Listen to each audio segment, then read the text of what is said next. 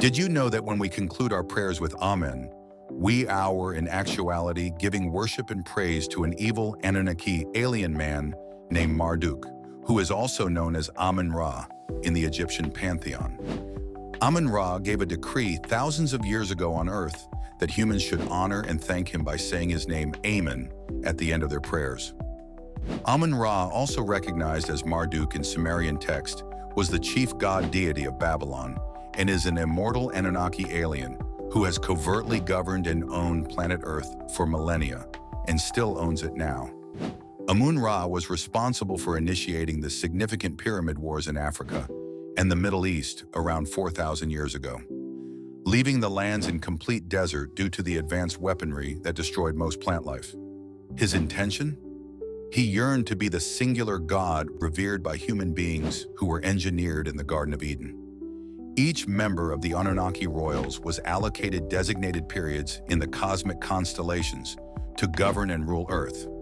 However, a significant Great Flood incident resulted in the overshadowing of Amun Ra's designated time to rule.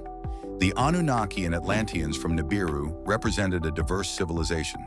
The Anunnaki royal family from Nibiru possessed a lineage that connected to both reptilian, draconian, and Lyran Syrian ancestries. This lineage, which arose 12 million years in the past, was the result of a peaceful union of marriage agreement between a royal reptilian female from the Orion Empire and a Lyran Syrian male from the Galactic Worlds Federation. This union initiated a brief period of harmony and additionally birthed a novel royal hybrid race. These warrior-like beings, muscular and exhibiting both various dark and light skin tones. The full-blood royals were said to have skin so dark that it would appear Arcturian blue to the human eyes, and with facial attributes reminiscent of African Asiatic people, which is recognized in our ancient records today as the extraterrestrial Anunnaki royalty. They are the paramount monarchical leaders of the diverse civilization of Nibiru, and interestingly, they represent the engineer-creator gods of modern humans, venerated in ancient Sumerian and Babylonian civilizations.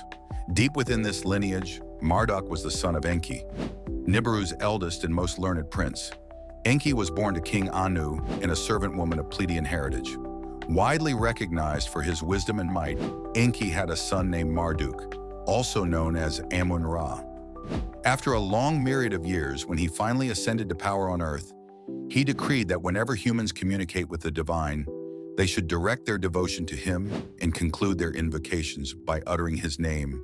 Amun Ra would use his rule to bring mankind into a state of dehumanization, of assault, slavery, genocide, and destruction in his name, and the one religion of him. Amun Ra ordered Joshua and Moses to slaughter children, assault and sacrifice innocent women and children in cities who worshipped other Anunnaki aliens other than him. Deuteronomy 22:28-29 reads like this: If a man happens to meet a virgin who is not pledged to be married and assault her, and they are discovered, he shall pay her father 50 shekels of silver. He must marry the young woman, for he has violated her. He can never divorce her as long as he lives. This is one of the many clear texts in this gospel that showcases this deity was not the creator God that we believe in, but an alien man giving incentives for genocide and assault of modern human communities for his patriarchal gain and reptilian mindset, passed down from his heritage. He was constantly in confrontations with his kin regarding his ambition to be the paramount deity of both humans and the planet in archaic eras by pressuring the infamous Pharaoh Akhenaten of Egypt to introduce the concept of monotheism, insisting on the renunciation of venerating multiple gods who are really extraterrestrial beings, and urging allegiance solely to himself as the sole and only god, now known as Amun Ra, the sun disk god, no longer keeping his Sumerian Babylonian name, Marduk. Amun Ra's influence is evident when one encounters the famous biblical phrase, "I am a jealous God, and there'll be no other gods but me," in contemporary religious scriptures, as he masqueraded as the creator of all. It's also suggested in Sumerian texts he employed an advanced holographic communicator to address and speak to the man we know as Moses, which the latter misconstrued as a burning bush. Moses was directed by this alien god, posing as the supreme being, to lead his adherents in a series of ruthless conquests as documented in the Gospel of Deuteronomy, against all who worshipped other extraterrestrial entities, other than Marduk, also known as Amun Ra. Such celestial confrontations between alien dynasties spilled onto Earth, with humanity ensnared as mere instruments in these divine disputes. The canonized Bible, specifically the books of Exodus, Judges, and Deuteronomy, in truth depicts a conflict between humanoid aliens equipped with sophisticated technology who manipulated humans as instruments, compelling them to battle and eliminate each other in the name of their god, Amun Ra. Marduk's lineage, including his progenitor Enki and sibling Thoth, were disconcerted by his aggressive tendencies, which echoed the sinister nature of his uncle, Enlil, also identified as Yahweh. Thoth, who governed ancient Egypt for a span of 16,000 years, was instructed by his father Enki to depart from Egypt, abandon the contentious pyramid conflicts with the devoted Olmecs, and establish a fresh civilization in the territories we currently recognize as the Mayan and Aztec regions of the world. Recognized as an exceptionally potent Anunnaki, Marduk, or Amun Ra, was reputed to embody the capabilities and technologies of all Anunnaki beings of all worlds. His legendary triumph over the formidable Dragon Queen and sovereign Tiamat and her legion during an Anunnaki intervention on Earth, approximately 350,000 years in the past, earned him immense respect.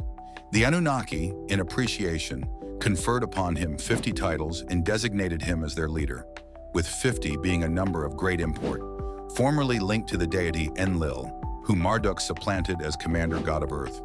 Operating from an orbiting saucer-like craft or shining sun disk, Zrenya Amun-Ra's dominion extended primarily over regions like ancient Egypt and Kemet. He revealed his genuine form solely during a rendezvous with Moses on Mount Sinai. Furthermore, Marduk is recognized as the father of Nabu, the Babylonian wisdom deity, whose facial depiction is immortalized on the iconic Great Sphinx.